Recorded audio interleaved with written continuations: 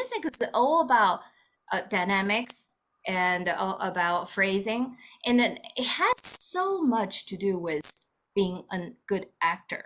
You know, we musicians are actors. One same, I can say I love you. That one simple thing, it can mean so many different ways. I love you, or I love you, or you know, it can be just very different just by, you know what, by the tune of your sound, and also by the timing of your sound, of your voice. The timing has so much to do. It's not only just up and down with the dynamics, it's actually have a rhythm to it. So the next thing is the rhythm.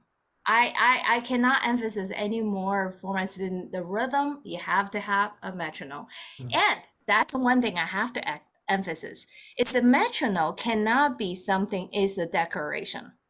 It's not like a decoration in front of you. You're trying to catch with it. Okay, now you're a little faster than now you slow down. Now you're too slow. You have to catch up again. So most of the people, students, practice with a metronome is a race with the metronome. They keep going back, back and forth.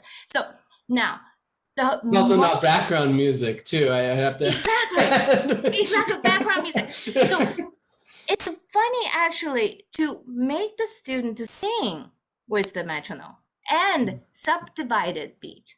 So what happened is that it has to be inside of you. You are the metronome. We have to somehow make the student realize the metronome is just outside. You're using that to learn that what that is, and that has to transfer into you. So you become that.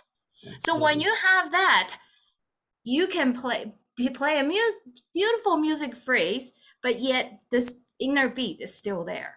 And that's when music comes alive.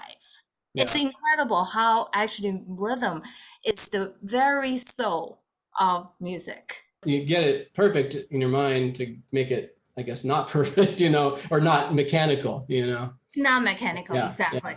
And to feel that you're grabbing people's attention with you, just dragging it with you, you, as a musician, we have that power, but now everyone is exercising, especially students don't understand that this threat of holding them is rhythm. Really rhythm. You know what is the best compliment I get is that people would come to my concert and saying they cried.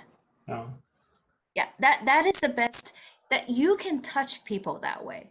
And we're not acting, we have no words. How do I touch them? Is through music. Thank you for joining us today. My name is Miguel Ramirez. I've been a violin teacher here on Lessonface for about the past 3 years. And for about the past 20 years, I've been teaching the violin privately and also with various school and youth orchestras. So today I have the pleasure and privilege of introducing Miss Wen Qian. Miss Qian has been a first violinist with the Metropolitan Opera Orchestra since 1997, where she has served as acting assistant concertmaster for numerous years. As an educator, she has served on the college division faculty at Mannes School of Music since 2000. Miss Qian was hailed by China Daily as one of China's most promising young violinists. She was featured in the Strad magazine in a review titled Rare Thrill after her 2004 Carnegie Hall recital.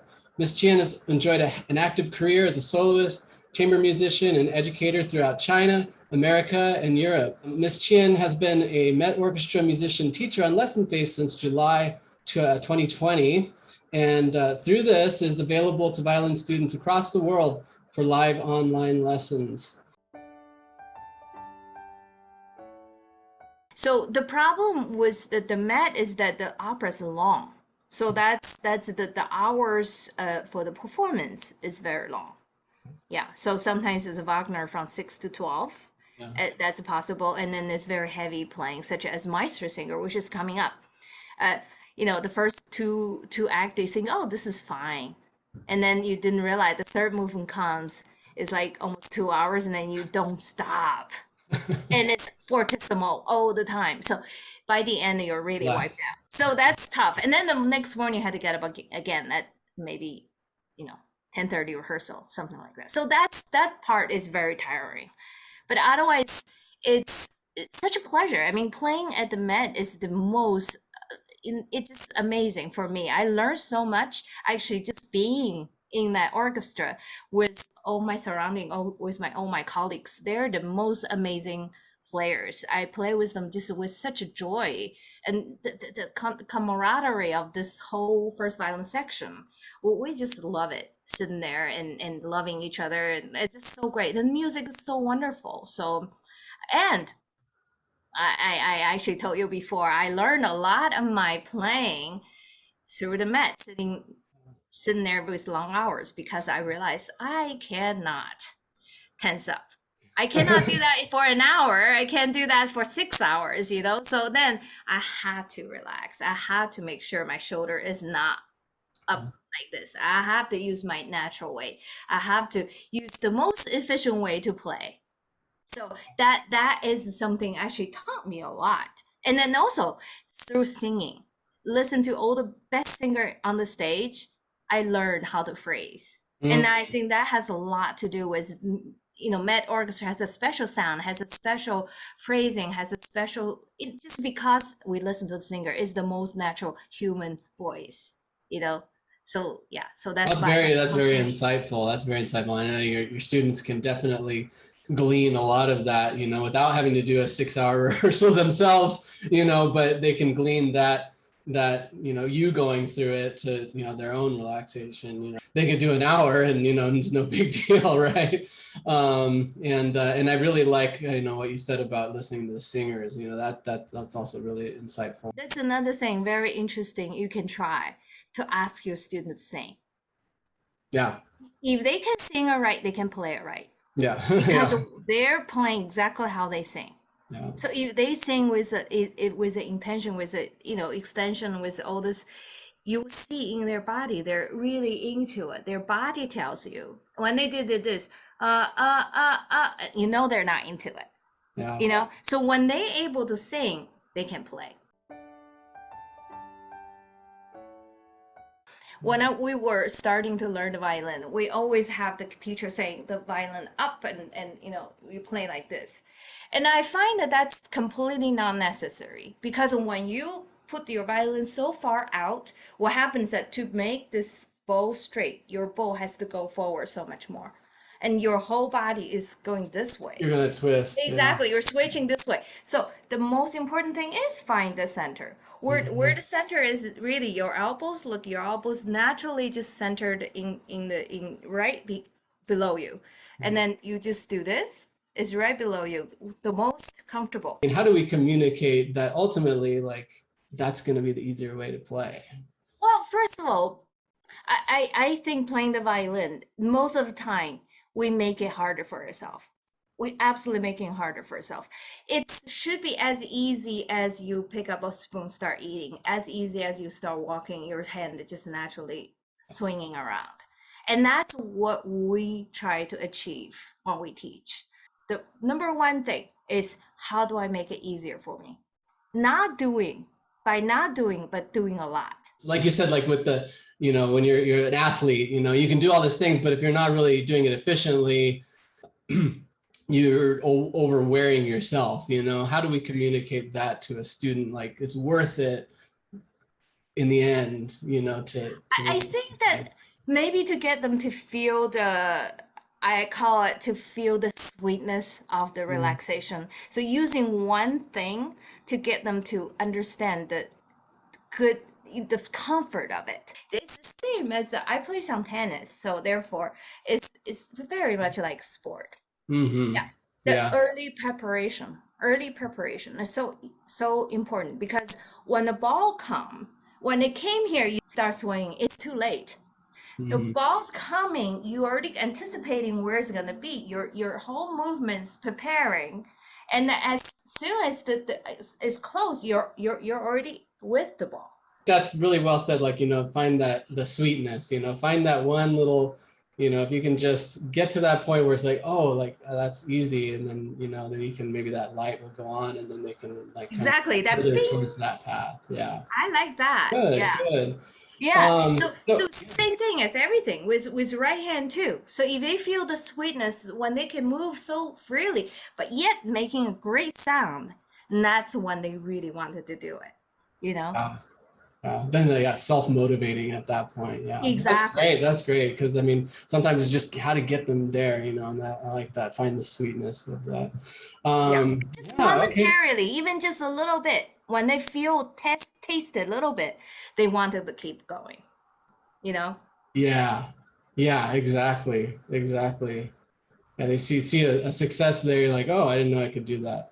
Yeah. Exactly. It's very important. It's beautiful. If you're doing any kind of audition, it's so important to play through it. The mock audition is so important because you know what you have, what you don't have. And then once you play through, you know the one that you don't have, you need to practice for those. Not going through over on your own, it does not help. Yeah. Playing in front of people, it's completely different game. Mhm.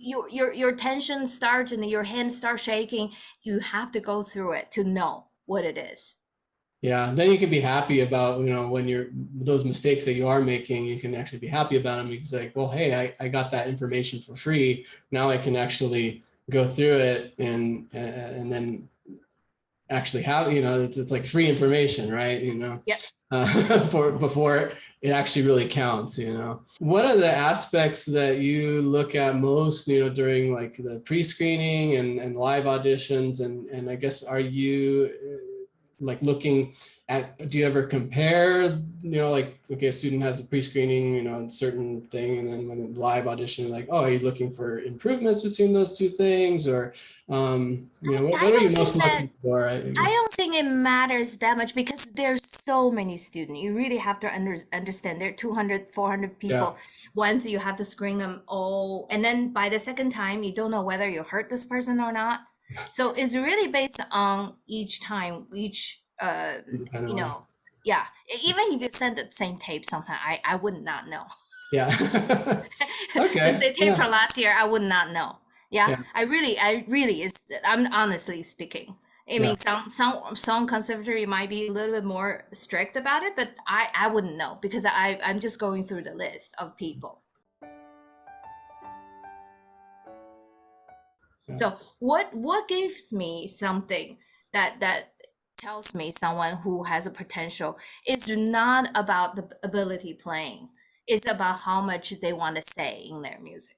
And I find that that's the most important. It's really how much they wanted to convey in there. They wanted to tell something. They want to tell me a story. They want to tell me they have a feeling about music. I think that's much less possible to teach is that feeling. Yeah. The That's good technique, to know. everything can Yeah. come. Yeah. All the technique can come, can be taught, can be learned, you know, but that feeling for music is something some people has and some people don't.